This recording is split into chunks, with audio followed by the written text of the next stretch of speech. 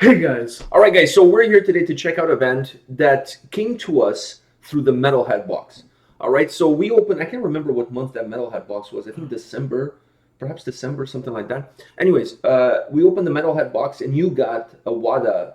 WADA! WADA. Yeah, I don't think they come on stage with their mic and they're like, WADA's in the house! That'd be cool though. I don't think it would be cool at all. That'd hype up the crowd. Finally, WADA has come to back. Toronto. Yeah. You know, I don't think that ever happens. But anyways, I've never seen them live, so I can't speak from personal experience. I'm just going out on a limb here and say that it's not happening. I think it's not happening. Anyways, when we opened that box, there was a WADA T-shirt for you. And when we were opening the box and you saw the T-shirt, we're like, oh, we never heard of the band. We never heard anything from them and whatsoever. And we were talking about it, and we are like, okay, we're not going to wear the shirt. We need to discover a little bit more, dive into this band. We were talking about that during the Metalhead box. Yeah, because it's a disgrace to wear a shirt of a band that you haven't listened to. Or a band that you don't like. Like, why would you wear a shirt from a band you don't like? Or Or a band that you don't listen to on a regular basis. Like, why would I walk around with the Kiss T-shirt if I don't listen? It happened the other day. I went to a store to buy, we went to a store actually together to buy your goalkeeper shorts. Yeah. And the girl was wearing was it AC/DC? I think it was an AC/DC T-shirt. And I asked her, wow, you dig AC/DC? She goes, no, I never heard of them, but the look was kind of cool. And I was like, really? Is this what life has come down to? Yeah. All right. So anyways, when we were talking about WADA in that video, in that Metalhead box video, people in the comment section like, oh, you guys got to check these guys out. They're really cool. Really like doomy, like has like a really doom vibe to their music. You guys have to listen to them, and people start like piping in terms of like, why haven't you checked them out? You have to check them out. And then there was like one or two, maybe perhaps three videos that people mentioned for us to check out. This one, according to my survey of the comment section, was the one mentioned by the most amount of people. So I figure since this one had not the consensus, but it had the majority of the public support behind it, I figure why not? I mean, you got me at Doom. All right, Cult of a Dying Sun. You have to admit the name of the song is absolutely. It doesn't get more doom than that, you know. So plus the scenery from the thumbnail looks absolutely epic. So it looks like something from Mountain Man. Video. A Wolfhard video. I was going to say the show Mountain Man. You know, where the people live in the mountains and they fur trapping and do all sorts of stuff. Anyways, are you ready for this? Yeah. All right, let's check.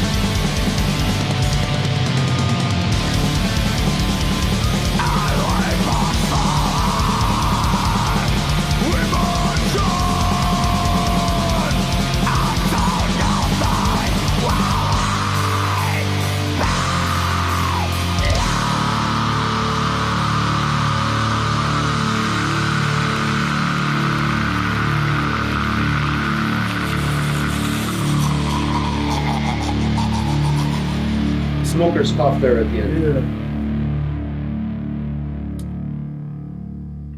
And you know how to get rid of a smoker's cough? Some oikos. Oh, I thought you were gonna say something else. But anyways, one thing let me start by saying a couple. I have to say this immediately because, and let me say this. I don't care if this is black metal, black and doomed metal, atmospheric black metal. Call it whatever it is that you want to call it. Just don't call it metalcore. It's absolutely incredible. This song. Holy shitballs, you know, fuck me sideways while you're running. This shit was incredible. You know, like, wow. But before we talk... By the way, they did end it how you like it with the chorus. Yeah, with a little bit of smoker's cough at the end. Yeah. But before we talk more... Which is like the cherry on top. Exactly. Before we talk more about the song, because there's a lot of things to talk about this, I have to say something. I wonder how the dude in the video with the nails cleans his ass. I always wonder that about people that have really long nails. Like when you go to clean your ass, like aren't you afraid you're gonna bring some residues in the nails with you? Like when you have that big nails? I think they weren't real. I don't think that. Okay, perhaps. But I'm saying, like, you know, even demons take shits, don't they? I'm sure they do. Maybe that's their like punishment. They have to be constipated all the time. There's no Metamucil in hell? There's no Metamucil? Wow. So you walk around like... Only Buckley's, but like... But it tastes really bad. But it doesn't make it's not like the gel, what's it called? Buckley's. Yeah, it's just the... It tastes like shit, but it doesn't work. The one in hell, it tastes like shit and it doesn't work. Oh, you can try it as much as you want and it still won't work. So in hell, everybody walks around like they have to take a huge shit, but they can't. Wow, that's hell, really. Yeah. I mean, that's really hell. All right, so now that we got that out of the way, what did you think of this song? Because I really feel like this song is something that falls within your wheelhouse of pleasures. It does. And and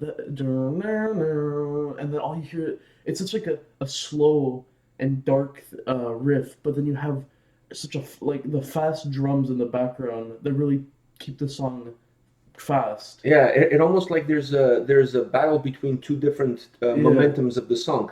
The guitar has a very drawn out, heavy, slow riff, but the drums are super fast and powerful. I was going to mention... And then there's some parts in the song where the drums start at a stop, and then they come back with the double pedals. And I was going to say that. To me, I by the way, I really enjoyed the vocals. I felt that they really matched the mood, the atmosphere of the song to perfection.